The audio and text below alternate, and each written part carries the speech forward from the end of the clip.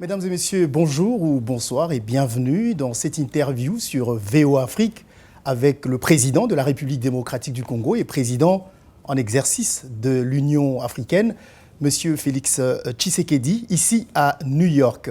Monsieur le Président, bonsoir. Bonsoir Marius. Merci énormément, Monsieur le Président, pour le temps que vous nous accordez pour vous poser quelques questions.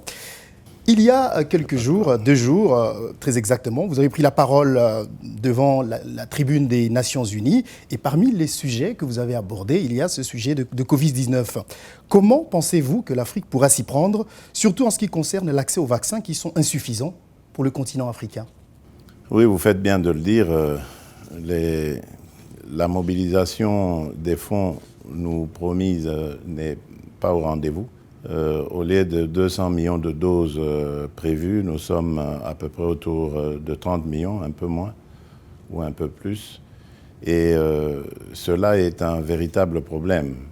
Nous devons davantage sensibiliser les partenaires et ici, il y a l'idée de puiser dans les droits de tirage spéciaux qui ont été décaissés pour l'ordre de 650 milliards pour relancer les économies. Il y a l'idée d'en prendre pour justement financer l'achat de vaccins. Mais je pense aussi qu'avec le transfert de technologies, de brevets qui va nous permettre de fabriquer des vaccins sur le continent, et je suis d'autant plus rassuré que les États-Unis d'Amérique se sont impliqués aussi dans ce schéma. Ça m'a été confirmé tout à l'heure par le secrétaire d'État.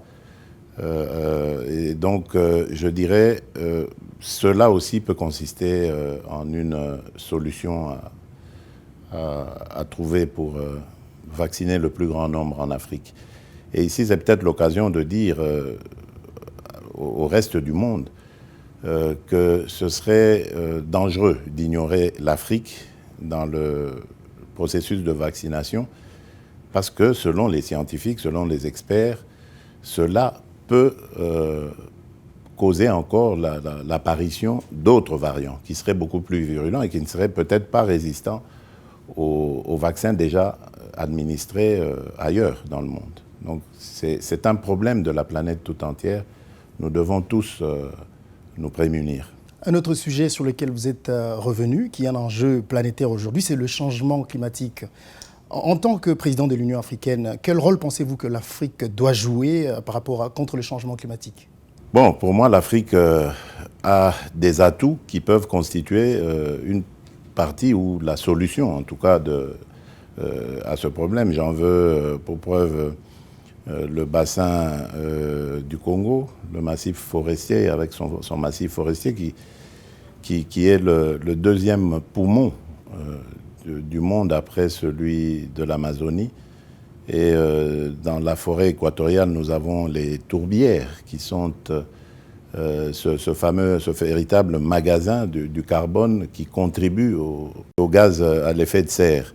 Et donc je pense qu'en faisant des efforts pour soutenir l'Afrique dans ce sens, parce que l'Afrique, malgré cela, est le continent qui subit le plus de conséquences néfastes du réchauffement climatique. Les gens ne le savent pas assez, et pourtant nous avons ces atouts.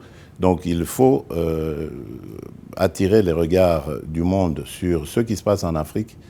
On doit payer l'Afrique pour les atouts qu'il a à contribuer à ce combat contre le réchauffement climatique, et cela n'est plus à démontrer. La lutte contre le terrorisme est également un sujet que vous avez abordé, Monsieur le Président, qui est devenu un thème récurrent en Afrique. Et cette hypothèse est même évoquée dans la situation qui prévaut actuellement à l'est de votre pays, la République démocratique du Congo. Quelle est l'approche de l'Union africaine sur cette question? Y a-t-il des mesures militaires ou sécuritaires concrètes pour lutter contre ce phénomène sur le continent?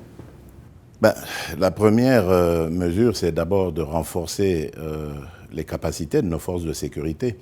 Et là, j'appuie totalement cette idée qui est en train de faire son chemin, mais qui n'a pas encore pris vraiment l'allure nécessaire et qui est défendu d'ailleurs par un des dignes fils de l'Afrique, Akin Adesina, pour ne pas le citer, le président de la Banque africaine de développement, qui consiste à créer des fonds d'investissement pour le renforcement de notre sécurité. Désormais, la sécurité doit aussi faire partie des investissements parce qu'il n'y a pas de réponse autre que l'efficacité, que la force vis-à-vis des forces du mal, des forces terroristes. Et ici, j'aimerais aussi attirer l'attention de nos partenaires traditionnels, l'Europe en particulier, pour dire par exemple qu'aujourd'hui, le terrorisme qui sévit dans le Sahel, c'est la conséquence d'une décision européenne et américaine. C'était celle de défaire le régime Kadhafi. Et à cause de cela, ça s'est déversé sur toute la région. Et aujourd'hui, c'est devenu récurrent.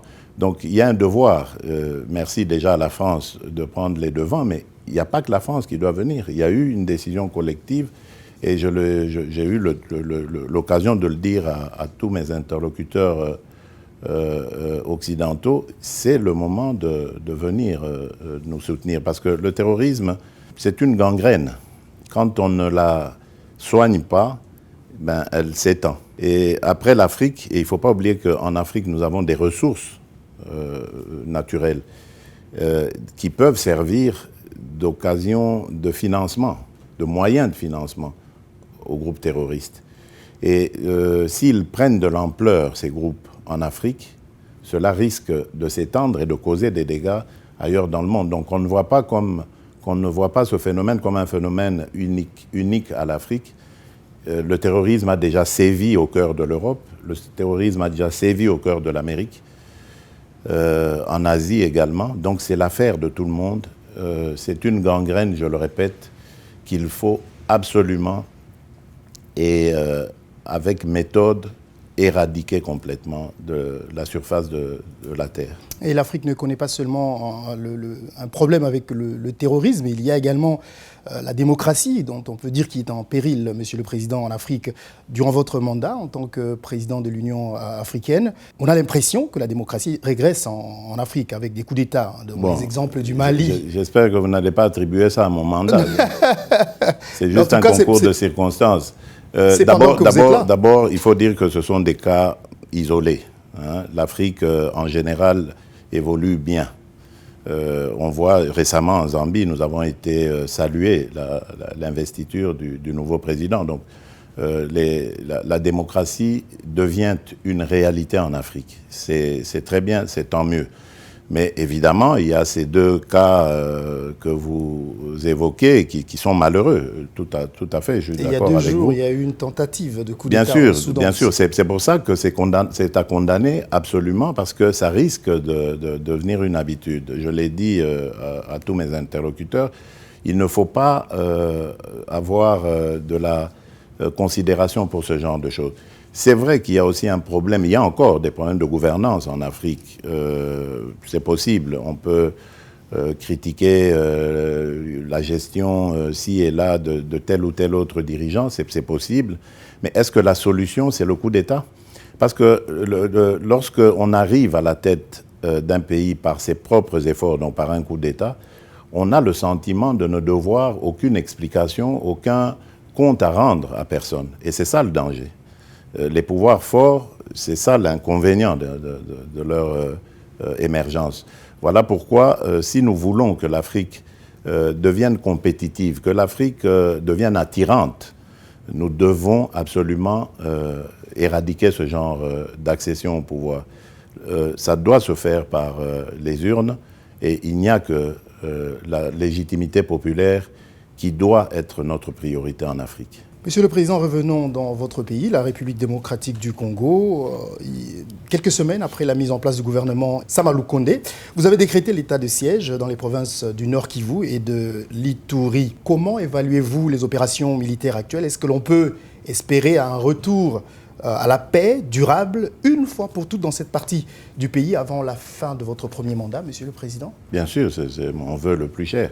Mais permettez-moi d'abord de vous dire que l'état de siège, c'est quelque chose de tout à fait légal. c'est prévu dans notre Constitution, l'article 85, c'est prévu de décréter un état de siège lorsque la situation l'exige. Et ici, la situation l'exigeait. Et depuis que nous l'avons décrété, cet état de siège, les choses vont plutôt bien. Nous enregistrons beaucoup de redditions des groupes armés. Là, nous venons de lancer d'ailleurs le processus, le programme de désarmement, démobilisation, réinsertion communautaire et stabilité, le DDRCS, qui va, dès qu'il aura pris l'envol optimal, encore encourager ces redditions des groupes armés. Parce que ces groupes armés, en fait, sont communautaires. C'est quelque part des jeunes gens, désœuvrés pour la plupart, chômeurs, etc., qui se sont dit, bon, on va défendre la communauté parce qu'il y a un danger dans le pays, il n'y a pas d'autorité de l'État. Et donc, ils ont pris le chemin de l'aventure. Donc, aujourd'hui, beaucoup sont raisonnables, beaucoup demandent à sortir, et il faut leur offrir des débouchés. Et c'est ce que le programme des DRCS va s'atteler à faire. Donc, d'offrir cette solution et encourager la sortie. Et bien entendu, il va nous rester donc le fameux résidu, le noyau dur constitué par les fameux ADF, ces forces islamistes terroristes qui n'ont pas d'idéologie, qui n'ont pas d'objectif, qui n'ont pas d'idéal. Leur problème, c'est la violence, le meurtre, l'horreur, la terreur. Donc cela, il faut leur opposer la force. Et ça a déjà commencé. Ils ont été délogés de tous leurs bastions.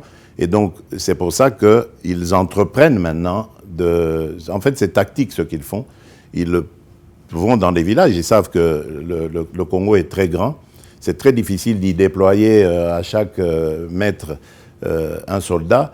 Et donc, ils essayent d'opérer comme ça de manière éparse dans certains villages éloignés en commettant des massacres pour obtenir évidemment que nos forces dégarnissent les fronts qu'ils ont conquis et ainsi leur permettre de revenir reprendre leur bastion.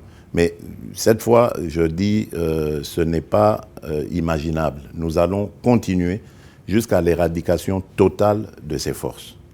Et entre-temps, nous tendrons la main aux groupes armés locaux, nos compatriotes qui ont pris le chemin de la perdition à un moment donné, à qui nous offrirons une alternance à leur vie actuelle, une alternance intéressante et crédible.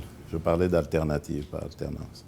Je vous en prie, Monsieur le Président. Dans votre discours, vous avez dit ceci, je vous cite, « Je consacre toute mon énergie et attache le plus grand intérêt à la fin de l'insécurité, des massacres et des pillages, ce qui contribuera davantage à l'organisation d'élections libres, transparentes et démocratiques prévues en 2023. » Qu'adviendrait-il, Monsieur le Président, si malgré tous vos efforts, cela n'arrive pas? Donc, y aurait-il pas élection en 2023?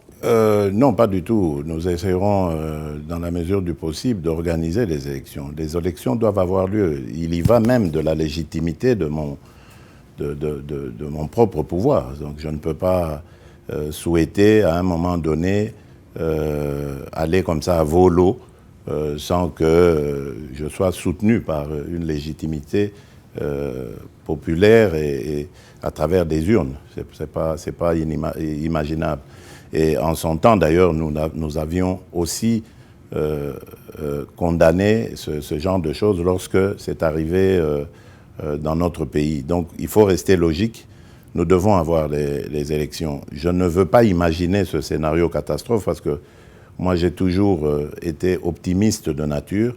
Je crois en les efforts que nous faisons. Je crois en la solidarité régionale et internationale. Je pense que nos forces armées vont réussir à imposer la paix, quoi qu'il en coûte. Et ça doit être notre vœu à tous. Parce que, bon, ça aussi, c'est un problème.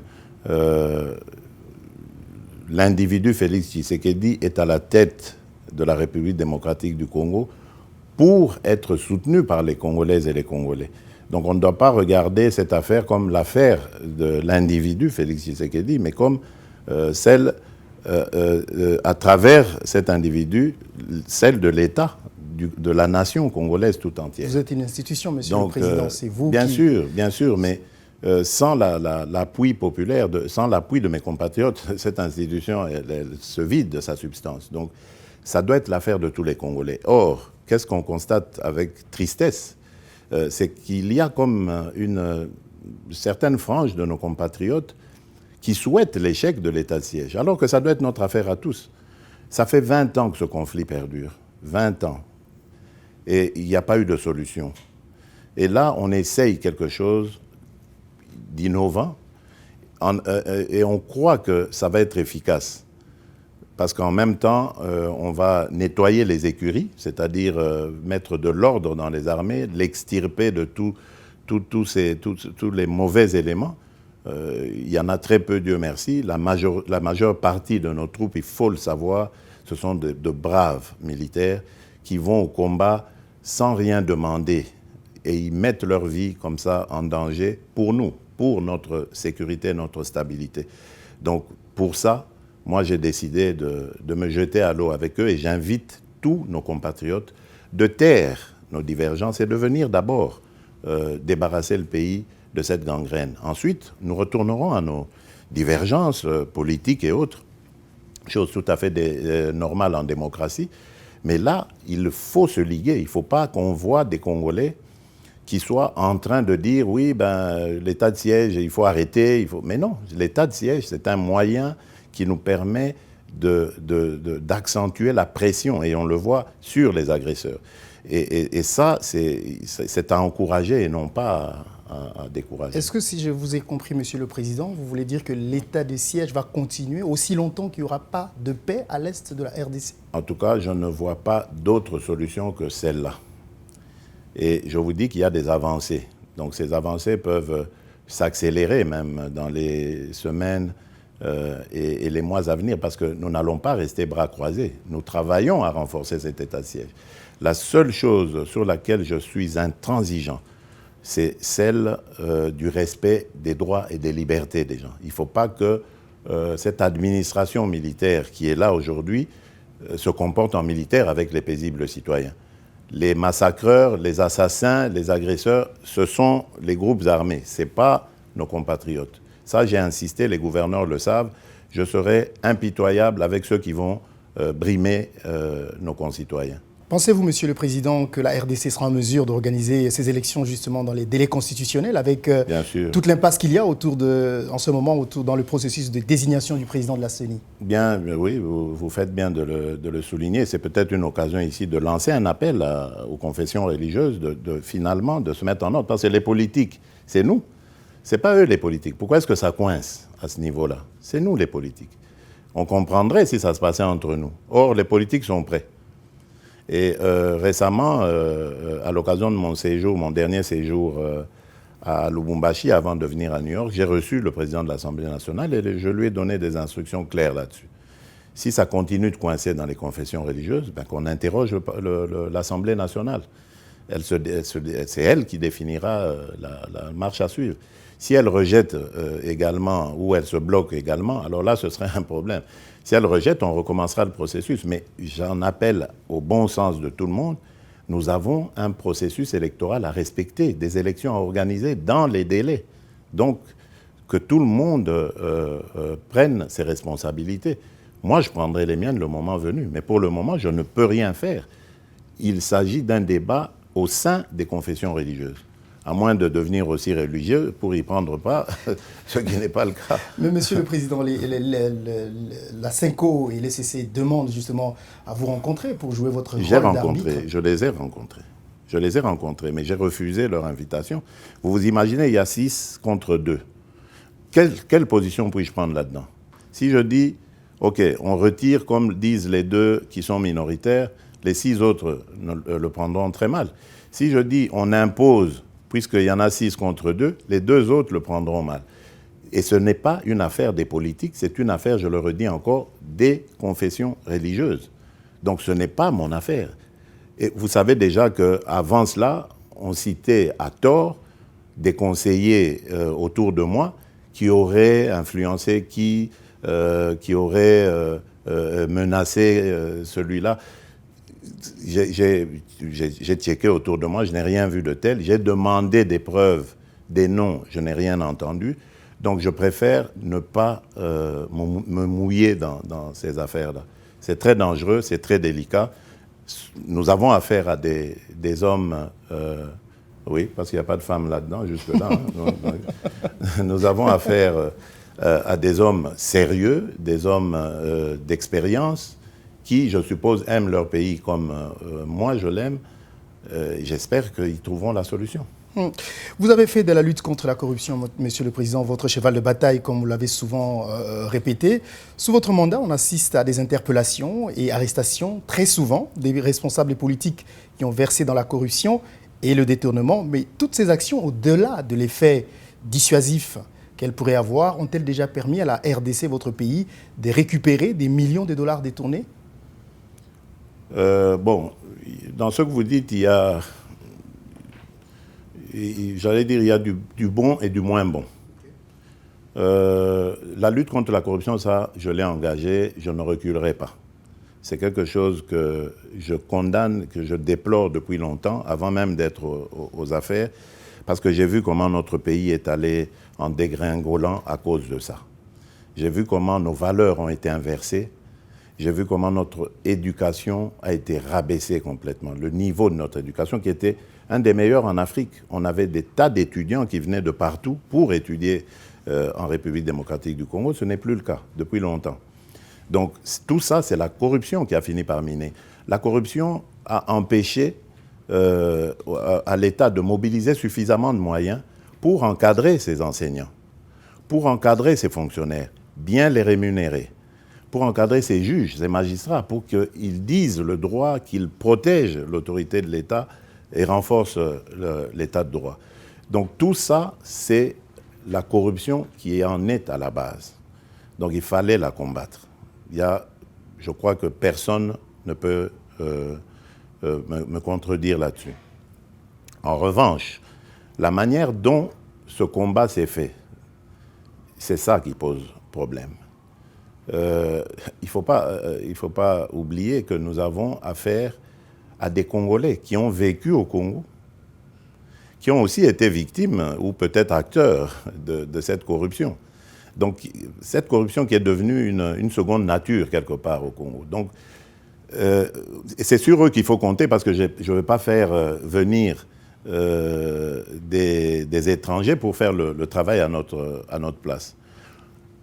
Et j'ai lancé un appel au début de mon mandat pour que les compatriotes vivant à l'extérieur reviennent, mais ce n'est pas une garantie non plus.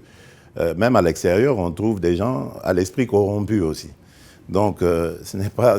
Et surtout, le contexte, quand ils vont arriver, est-ce qu'ils auront suffisamment de recul pour ne pas se lancer aussi là-dedans? Donc ça, c'est une question. Donc il faut, et c'est ça la difficulté que j'ai, c'est de travailler et de trouver les gens qui vont vraiment mettre le cœur à l'ouvrage pour nous aider à éradiquer ça. C'est pour ça que je peux dire, malheureusement, nous n'avons pas encore récupéré le produit de cette corruption, mais le côté positif quand même, c'est qu'il y a maintenant de la dissuasion. Aujourd'hui, avant d'user de corruption ou de mégestion, de détournement, on y réfléchit à plusieurs reprises. Et on le voit, les recettes de l'État augmentent. Et donc, nous allons pouvoir ainsi créer de la richesse, des emplois et booster notre pays. Mais c'est quelque chose qui prendra du temps, malheureusement. Il ne faut pas penser que c'est du jour au lendemain. C'est un peu comme avec l'état de siège.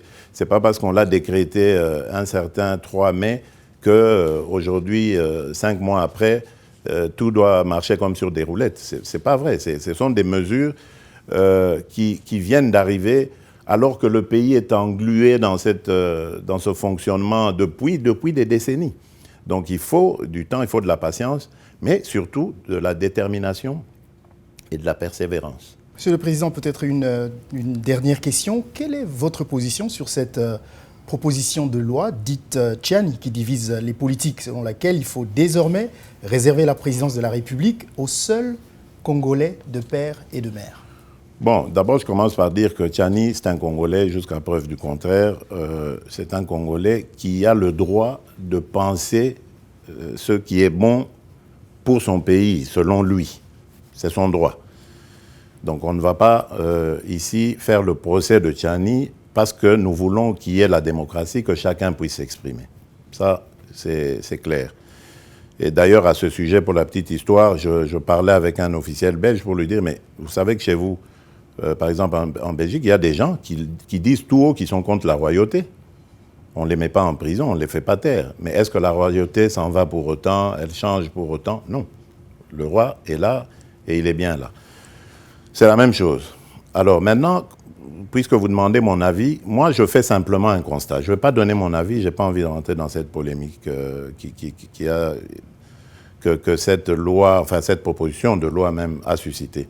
Mais je dirais simplement, est-ce que être Congolais de père et de mère suffit à garantir une bonne gestion des Congolais de père et de mère, des autres Congolais, de nos compatriotes, de père et de mère ou d'un père, d'une mère, voilà. Donc, est-ce que cela suffit comme critère pour servir son pays de manière loyale, fidèle, et ses compatriotes de manière convenable? Je ne crois pas. Je ne crois pas parce que l'histoire, même la plus récente de notre pays, nous démontre qu'il y a eu des Congolais de père et de mère qui ont participé à la ruine de notre pays. Donc c'est pas un critère. C'est tout ce que moi je peux dire. C'est pas un critère. Ceux qui pensent que c'est un critère, c'est à eux d'argumenter.